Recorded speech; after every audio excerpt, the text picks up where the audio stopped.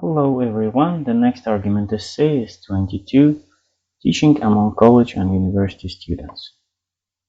Write a response in which you discuss what questions would need to be answered in order to decide whether the recommendation and the argument on which it's based are reasonable. Be sure to explain how the answers to these questions would help to evaluate the recommendation. According to a recent report, cheating among college and university students is on the rise.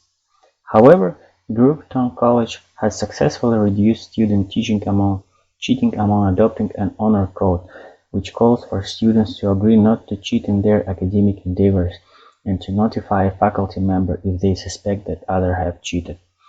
Groveton's honor code replaced a system in which teachers closely monitored students. Under that system, teachers reported an average of 30 cases of cheating per year. In the first year the honor code was in place, students reported 21 cases of cheating. 5 years later, this figure had dropped to 14. Moreover, in a recent survey, the majority of Groveton students said that they would be less likely to cheat with an honor code in place than without.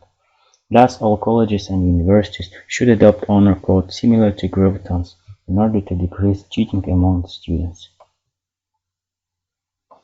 The first assumption is that all students report on cheating incidents when they notice them. It's possible that students do not report when their friends are cheating, or they may have special tacit agreement not to do it. Question: did students report about all cheating incidents that they saw?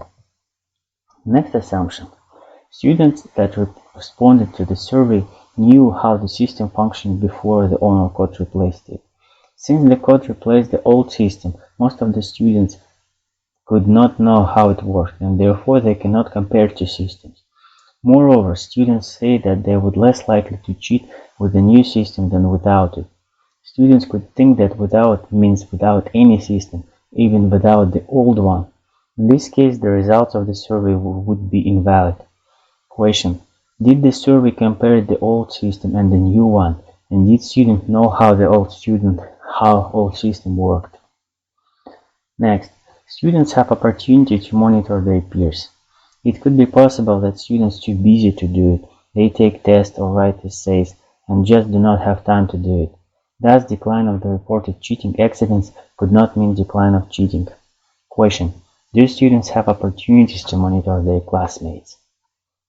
And the last, other colleges have problems with cheating. It might not be necessary for other colleges to implement this system, since just a small part of their students cheat. They have other systems that work more efficiently, for example.